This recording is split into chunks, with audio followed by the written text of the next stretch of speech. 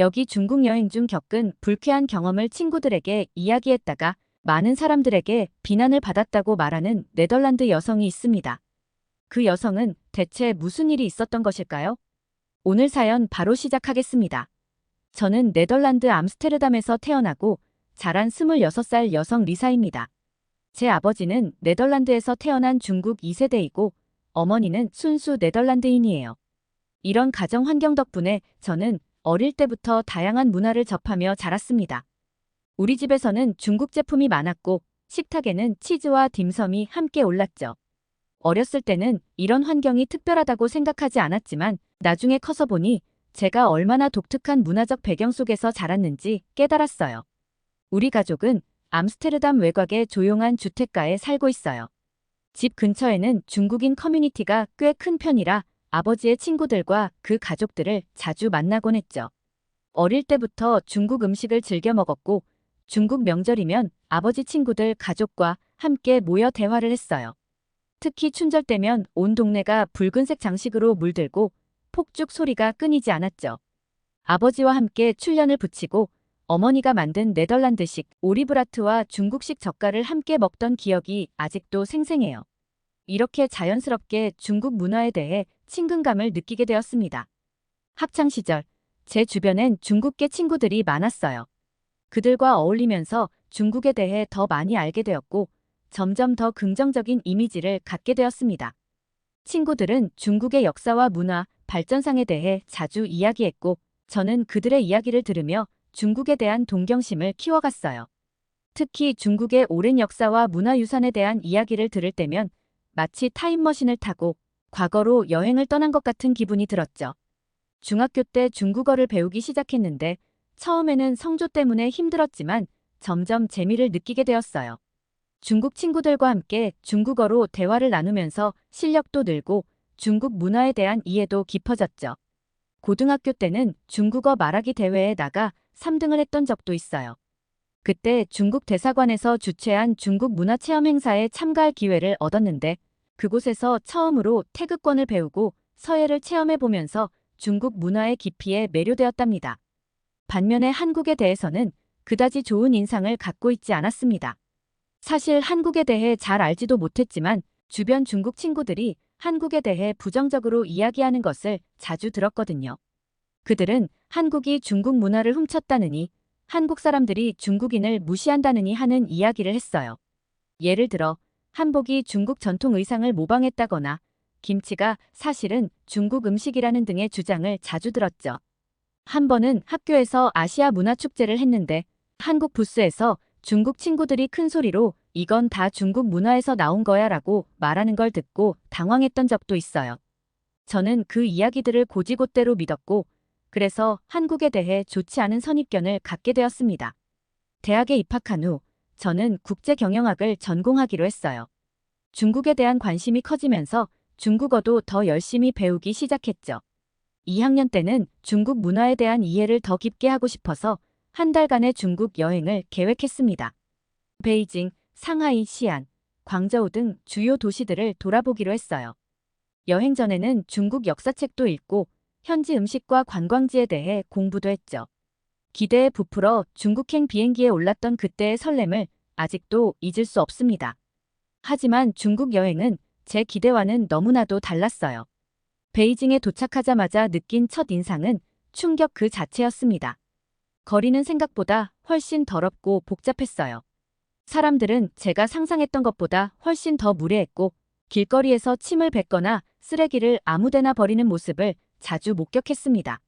한 번은 지하철에서 한 남자가 제 앞에서 큰 소리로 가래를 뱉는 걸 보고 너무 놀라 그 자리에서 굳어버렸던 적도 있어요. 호텔에 체크인하고 나서 근처 식당에 가서 저녁을 먹으려고 했는데 그곳에서 처음으로 외국인 차별을 경험했어요.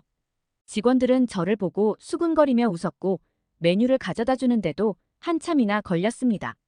음식을 주문하려고 해도 제 서툰 중국어를 비웃기만 할 뿐 제대로 된 설명은 해주지 않았어요. 결국 아무거나 가리켜서 주문할 수밖에 없었습니다.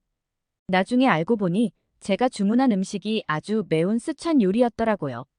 그날 밤 호텔 화장실에서 고생했던 기억이 아직도 생생해요. 다음 날 만리장성을 방문했는데 그곳에서도 실망스러운 일들이 계속됐어요. 관광객들이 너무 많아서 제대로 구경을 할 수가 없었고 곳곳에 쓰레기가 널브러져 있었습니다. 화장실을 가려고 했는데 너무 더러워서 차라리 참는 게 나을 정도였어요. 게다가 일일 투어 중 현지 가이드는 계속해서 팁을 요구했고 기념품 가게에 가서 비싼 물건을 사라고 강요했습니다.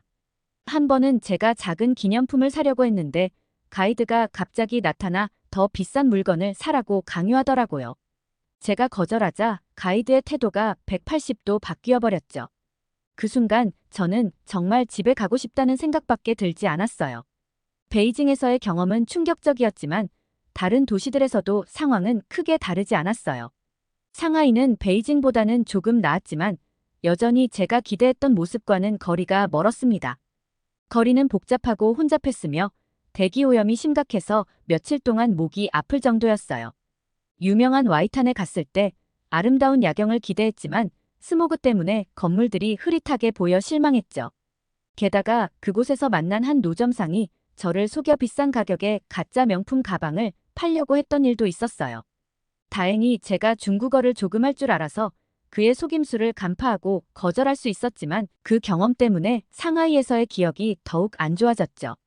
시안에서는 문화유적을 보려고 했는데 관리 상태가 너무 엉망이어서 실망했습니다.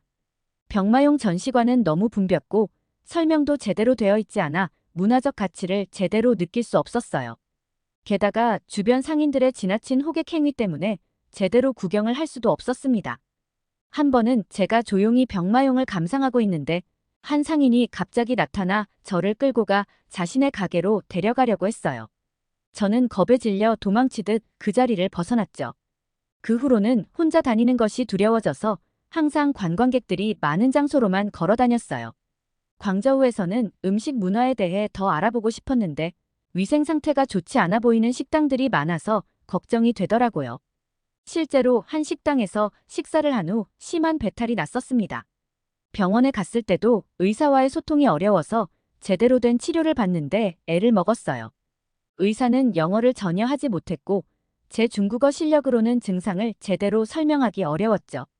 결국 통역 앱을 사용해 겨우 의사소통을 했지만 그 과정에서 너무나 많은 시간과 에너지를 소비했습니다.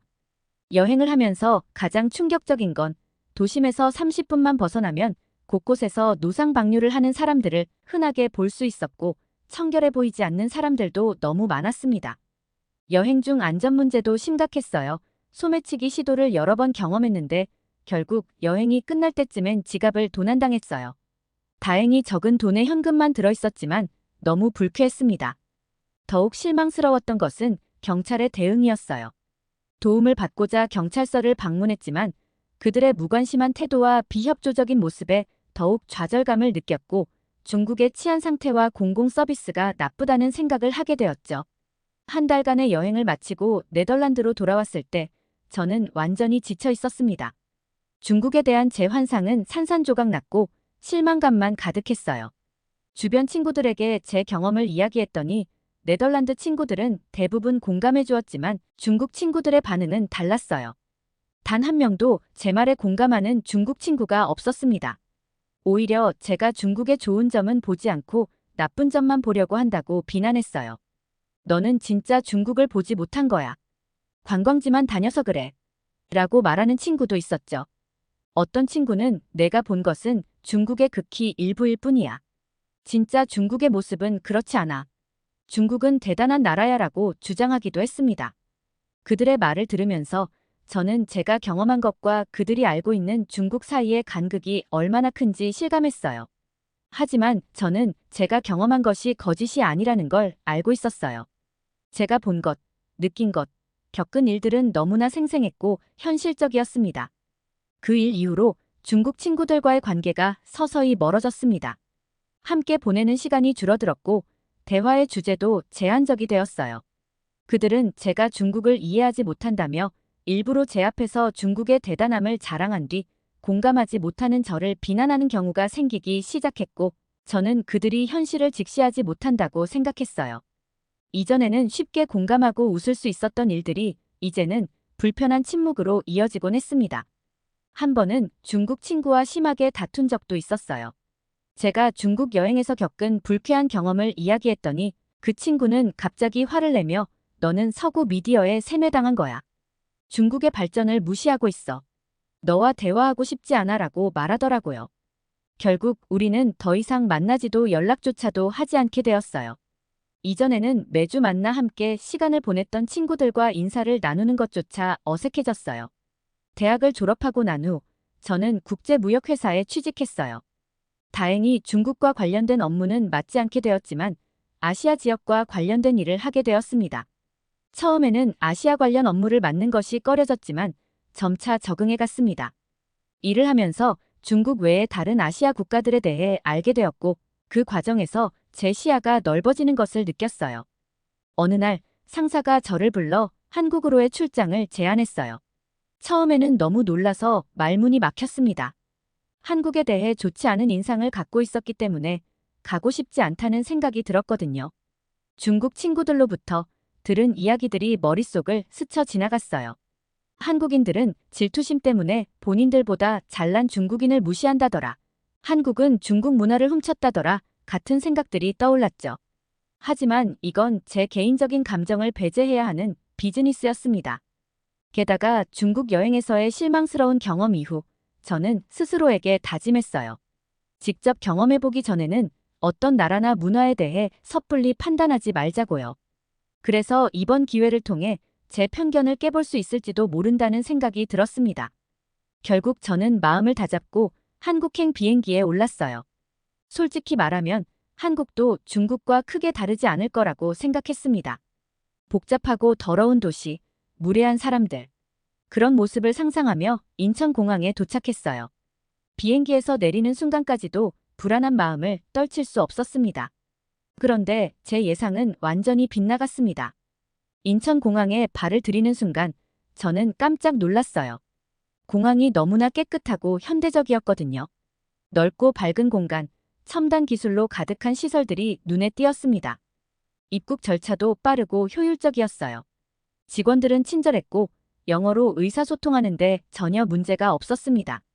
공항에서 서울로 가는 길에 본 도시의 모습도 상상과는 달랐어요.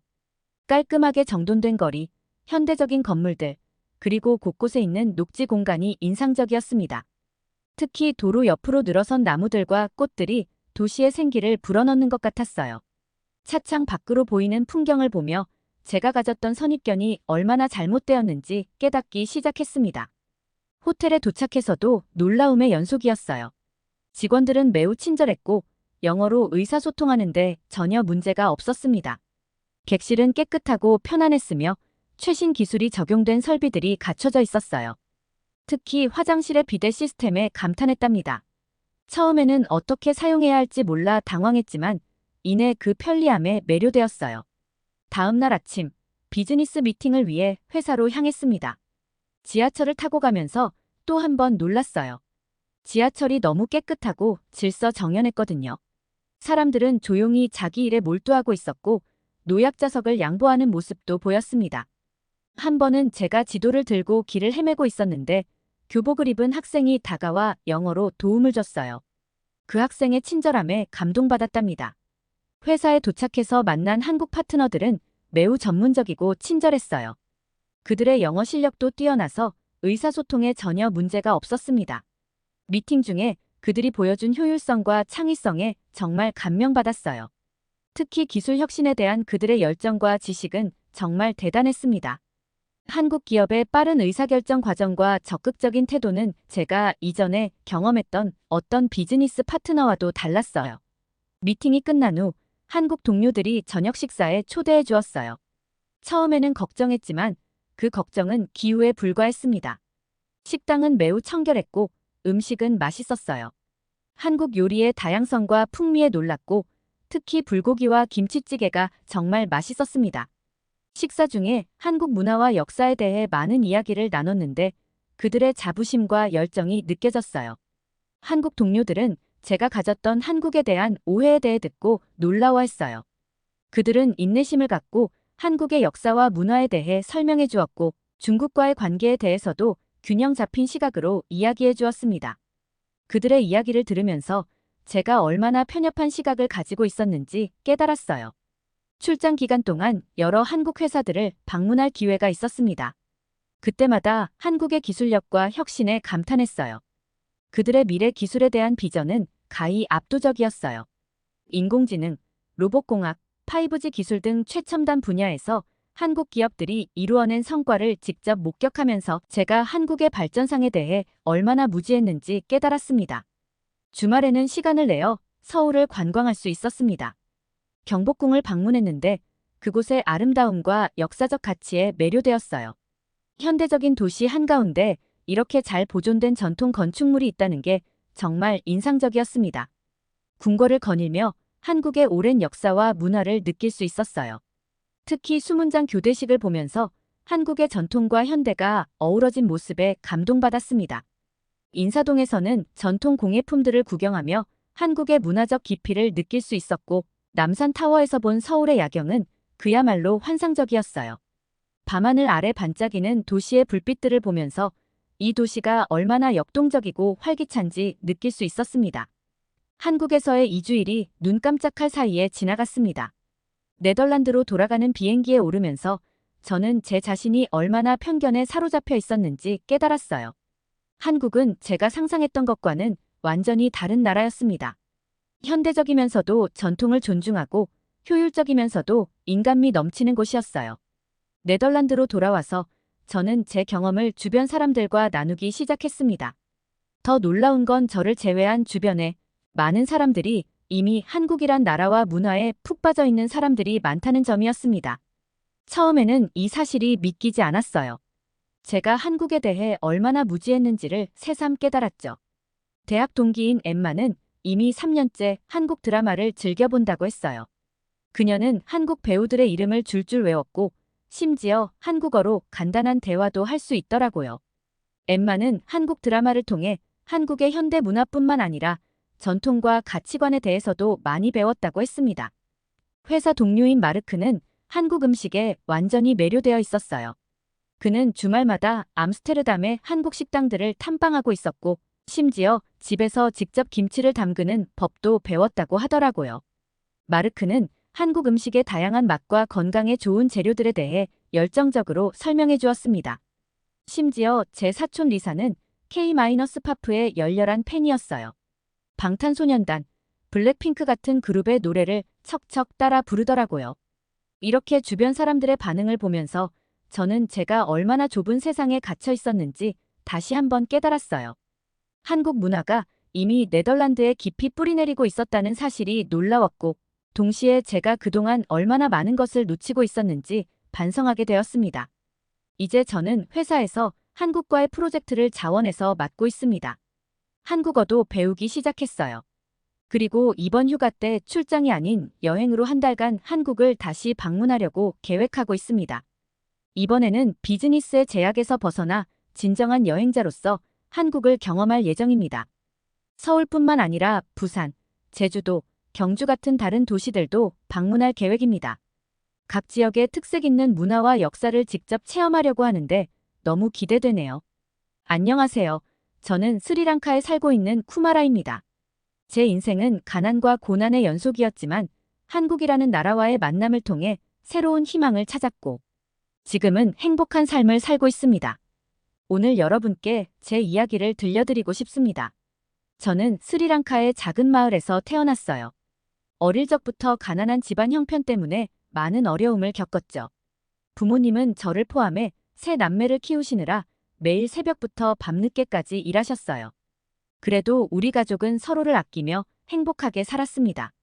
하지만 제가 성인이 되고 결혼을 하면서 현실의 벽에 부딪히게 되었습니다. 저는 매일 노동을 했지만 하루하루 먹고 사는 것도 쉽지 않았습니다. 그러던 중 첫째 딸이 태어났습니다. 건강하고 예쁜 아이였습니다. 딸아이를 품에 안았을 때의 그 기쁨은 말로 표현할 수 없을 정도였습니다. 하지만 그 기쁨도 잠시, 곧 둘째 아들이 태어났는데 선천적으로 장애가 있었습니다. 의사는 아들이 평생 특별한 케어가 필요할 거라고 했습니다. 그 순간 제 마음은 무너져 내렸습니다. 아이를 위해 해줄 수 있는 게 아무것도 없다는 무력감에 밤마다 눈물을 흘렸습니다. 아들의 치료를 위해 병원을 찾았지만 치료비가 너무 비싸서 엄두도 낼 수 없었습니다. 매일 밤 아들의 고통스러워하는 모습을 보며 가슴이 찢어지는 것 같았습니다. 아내와 저는 번갈아가며 아이를 돌보며 잠도 제대로 자지 못했습니다. 낮에는 일을 하고 밤에는 아이를 돌보는 생활이 계속되면서 우리 부부는 점점 지쳐갔습니다. 더 열심히 일하는 수밖에 없었습니다. 새벽에 나가 밤늦게 돌아오고 그렇게 잠깐 눈을 붙이고 다시 나가는 생활이 반복되었습니다. 잠도 제대로 자지 못하고 일만 했지만 생활은 나아지지 않았습니다. 오히려 점점 더 악화되기만 했습니다. 이런 상황 속에서 저는 깊은 절망감에 빠졌습니다. 왜 하필 우리 가족에게 이런 시련이 닥친 걸까? 내가 무엇을 잘못했길래? 이런 생각들이 끊임없이 제 마음을 괴롭혔습니다. 하지만 그때마다 아이들의 얼굴을 떠올리며 다시 일어설 수 있었습니다. 어느 날 마을에 한 남자가 돌아왔어요. 그는 몇 년 전 한국으로 일하러 갔던 사람이었죠. 그의 모습은 놀라웠어요. 깔끔한 옷차림에 건강해 보이는 얼굴, 그리고 무엇보다 경제적으로 여유로워 보였습니다. 그는 한국에서의 경험을 이야기했고 저는 그 이야기에 희망을 보았어요. 그날 밤 아내와 진지한 대화를 나눴습니다. 우리 가족의 미래를 위해 한국행을 결심했습니다. 아내는 처음에는 반대했습니다. 낯선 나라에서의 생활이 걱정된다고 했습니다. 하지만 저는 아내를 설득했습니다. 여보, 우리가 이대로 살면 아이들에게 무엇을 해줄 수 있겠어요? 내가 한국에 가서 돈을 벌면 아들의 치료도 할 수 있고 딸의 교육비도 마련할 수 있어요. 조금만 기다려주세요. 반드시 성공해서 돌아올게요. 하지만 한국에 가는 것은 쉽지 않았습니다. 많은 사람들이 한국 취업을 원했고 경쟁은 치열했습니다. 저는 매일 밤 일이 끝나고 돌아와 한국어를 공부했습니다. 피곤해 지쳐 잠들기 일보 직전까지 책을 붙잡고 있었습니다. 때로는 포기하고 싶은 마음도 들었습니다. 하지만 그럴 때마다 아이들의 얼굴을 떠올렸습니다. 그들에게 더 나은 미래를 선물하고 싶다는 생각이 저를 다시 일으켜 세웠습니다. 2년간의 노력 끝에 드디어 한국 어선에서 일할 수 있는 기회를 얻었습니다. 그날 저는 기쁨과 두려움이 교차하는 복잡한 감정을 느꼈습니다. 한편으로는 새로운 기회에 대한 기대감으로 가슴이 뛰었고 다른 한편으로는 낯선 나라에서의 생활에 대한 불안감이 밀려왔습니다. 한국에 도착하자마자 바로 일을 시작했어요. 처음에는 모든 것이 낯설고 힘들었습니다. 언어의 장벽, 문화의 차이, 그리고 무엇보다 고된 노동은 저를 지치게 했어요. 일은 생각했던 것보다 훨씬 힘들었습니다. 바다에서의 작업은 위험하고 고됐습니다. 거친 파도와 싸우며 그물을 던지고 끌어올리는 일은 매 순간이 체력과의 싸움이었습니다. 밤낮 없이 이어지는 작업에 몸은 점점 지쳐갔고 가끔은 이대로 포기하고 고향으로 돌아갈까 하는 생각도 들었습니다. 하지만 포기할 수 없었습니다. 가족을 위해 그리고 더 나은 미래를 위해 견뎌야 했습니다. 매일 밤 잠들기 전 스리랑카에 있는 가족들의 사진을 보며 힘을 냈습니다. 조금만 더 참자. 이 고난을 이겨내면 반드시 좋은 날이 올 거야. 라고 스스로를 다독였습니다. 일하는 배에서 만난 한국인 선원들은 저에게 큰 도움이 되었습니다. 특히 김 선장님은 저에게 아버지 같은 존재였습니다. 김 선장님은 60대 후반의 나이에도 불구하고 여전히 강인한 체력과 날카로운 눈빛을 가진 분이셨습니다. 처음에는 그분의 엄격한 태도에 두려움을 느꼈지만 시간이 지날수록 그 엄격함 뒤에 숨겨진 따뜻한 마음을 알게 되었습니다. 어느 날 제가 실수로 그물을 잘못 던져 작업에 차질이 생겼습니다. 그 순간 저는 극심한 불안감에 휩싸였습니다.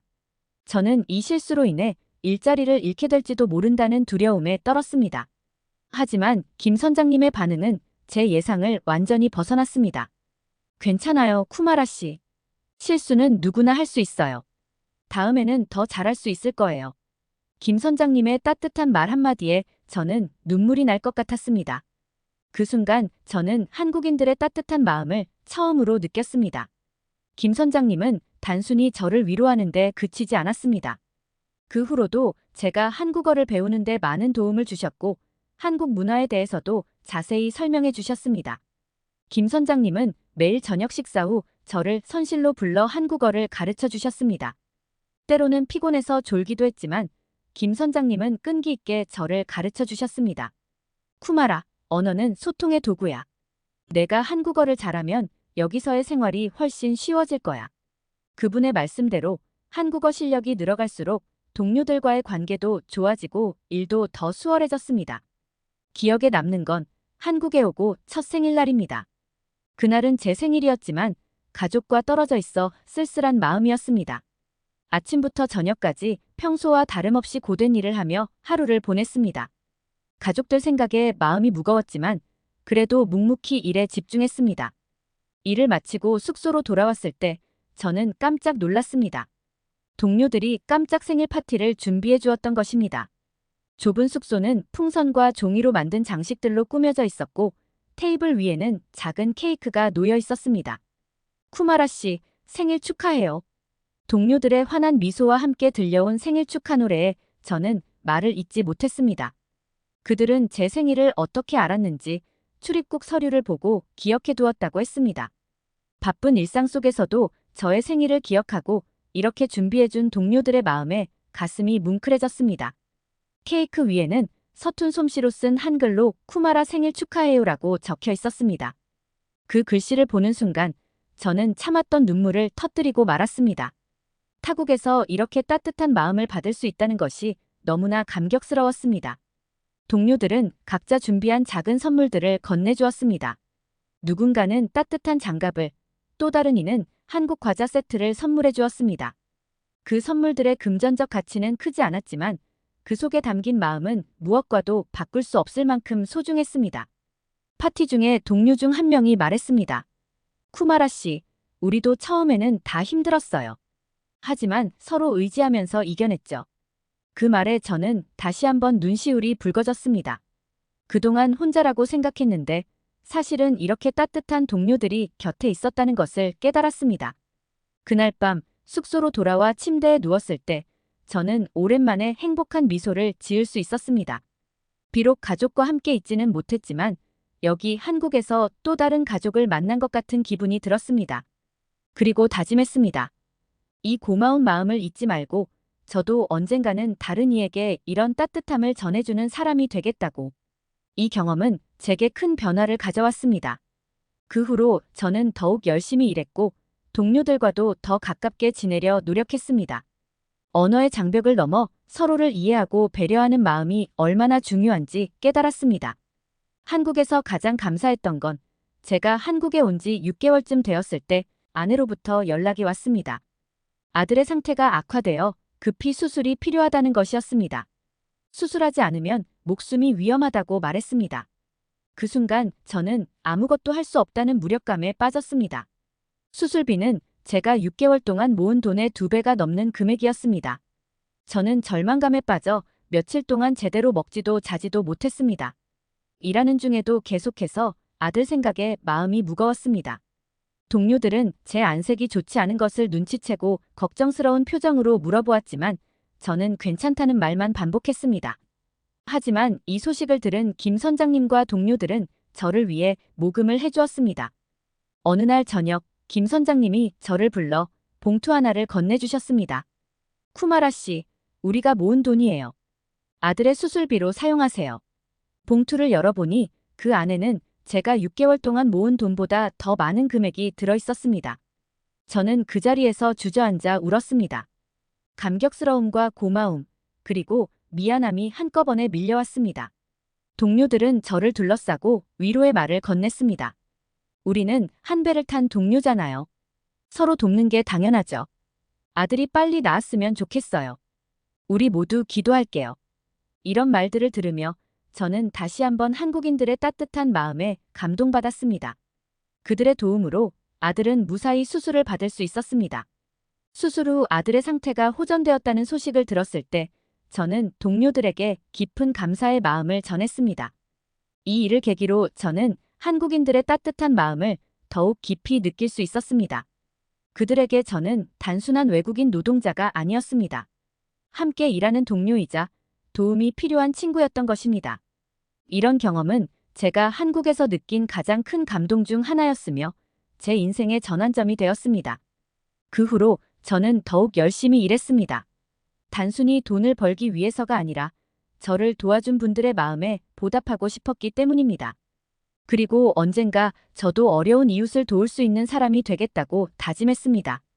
이 경험은 제 마음속 깊이 새겨져 앞으로의 삶의 방향을 결정하는 중요한 나침반이 되었습니다.